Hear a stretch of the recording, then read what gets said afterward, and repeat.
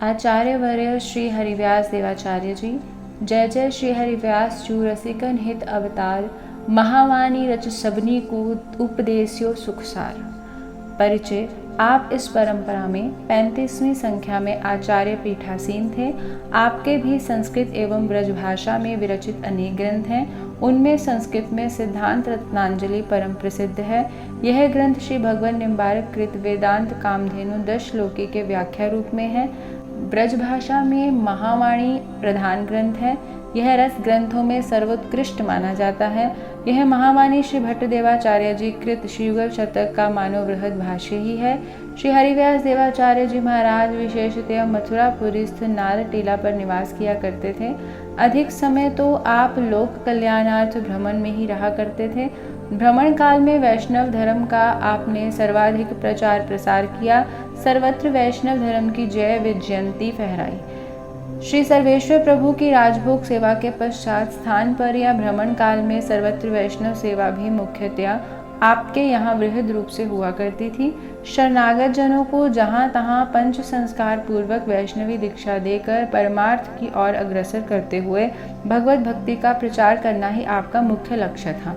भगवत सेवा परायण अतिथि सत्कार और जीवों को भगवत भक्ति रूप सद्ज्ञान की प्राप्ति कराने के अतिरिक्त जीव मात्र के प्रति दया के संबंध में तो उनका एक चमत्कार पूर्ण सुप्रसिद्ध वृत्तांत इस प्रकार है, जिसका वर्णन उपर्युक्त भक्तमाल के छप्पे से भी स्पष्ट हो जाता है।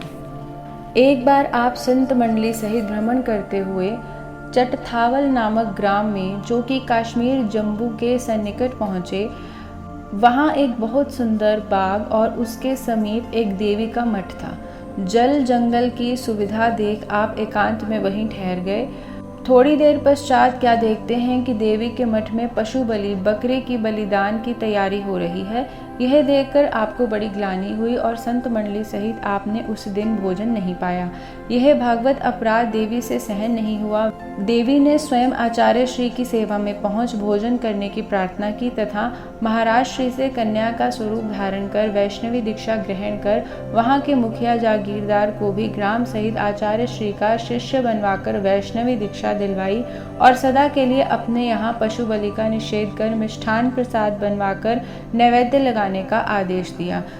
जो जम्मू क्षेत्र में वैष्णवी देवी नाम से परम विख्यात है। लाखों भगवत जन वैष्णवी देवी के दर्शनार्थ यहाँ श्रद्धा के साथ पहुँचते हैं।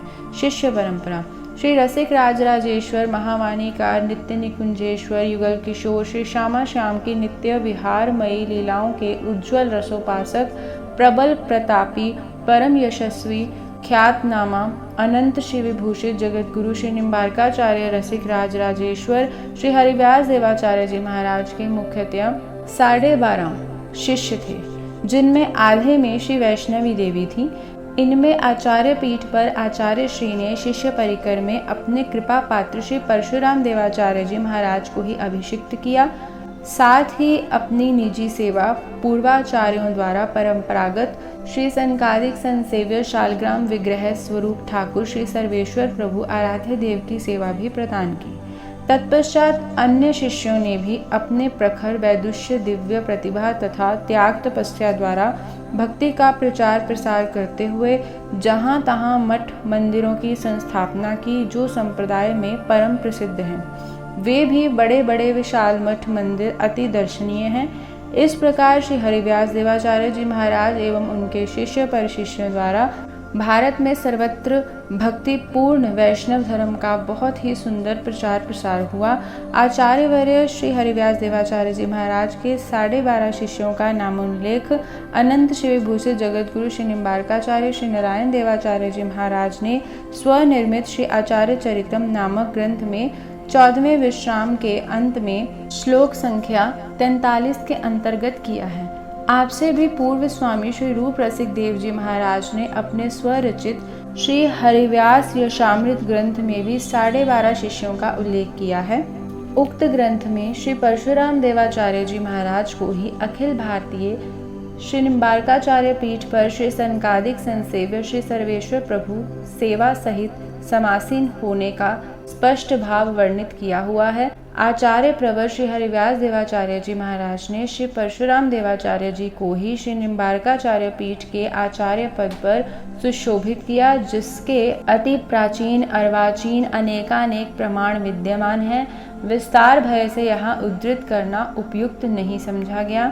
श्री परशुराम देवाचार्य जी महाराज के अतिरिक्त आपके 11.5 गुरु भ्राताओं की संख्या इस प्रकार है: श्रीमद स्वभु देवाचार्य जी, श्री वोहित देवाचार्य जी, श्री मदन गोपाल देव जी, श्री उधर देवाचार्य जी, श्री बाहुबल देवाचार्य जी, श्री गोपाल देवाचार्य जी, श्री ऋषिकेश देवाचार्य जी, श्री माधव देवाचार्य जी, श्री केशव देवाचार्य जी, श्री गोपाल देवाचार्य जी, श्री मुकुंद देवाचार्य जी, आधे में श्री वैष्णवी देवी जी। श्री हरिव्यास देवाचार्य जी महाराज के श्री वैष्णवी देवी के अतिरिक्त उपर्युक्त 12 शिष्य सभी आदि गौड़ ब्राह्मण थे।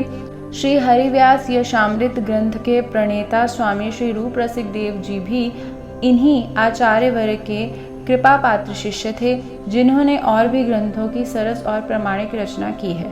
पूर्वोक्त भगवती देवी तभी से कश्मीर जम्मू के सन्निकट वैष्णव देवी के नाम से प्रसिद्ध है, जहाँ जीव हिंसात्मक बलि ना होकर सात्विक मिष्ठान फलादि भोग ही समर्पित किए जाते हैं। इसी प्रकार रसिक राजराजेश्वर जगत गुरु श्री निम्बार्काचार्य श्री हरिव्यास देवाचार्य जी महाराज की ख्याति देश में सर्वत्र हो गई थी। आज भी इस संप्रदाय के लोग एवं संतजन जहाँ तहाँ अपने आप को हरिव्यासी के नाम से कहा करते हैं। आपका पाठोत्सव कार्तिक कृष्ण द्वादशी को मनाया जाता है। सखी भाव की उपासना में आप श्री हरिप्रिया सहचरी के नाम से प्रसिद्ध हैं। आपके द्वारा रचित श्री महावाणी के पदों में श्री हरिप्रिया शब्द का ही प्रयोग किया गया है। श्री महावाणी श्री निम्बार्क संप्रदाय की अमूल्य निधि है।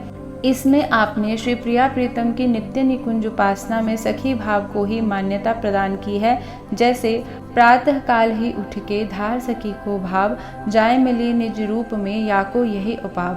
आप श्री ने महावाणी जी में जिस दिव्य निकुंज रस का जो वर्णन किया है वह अन्यत्र मिलना अति कठिन है। श्री महावाणी जी के प्रारंभ में वंदनात्मक सखी नाम रत्नावली स्तोत्र है। वह संस्कृत में इतना अनुपम, ललित और सरस है जो नित्य पठनीय है। इसी प्रकार श्री महावाणी जी के प्रत्येक सुख के प्रारंभ में देववाणी में ही मंगल रूप श्लोक अत्यंत मंजूर है।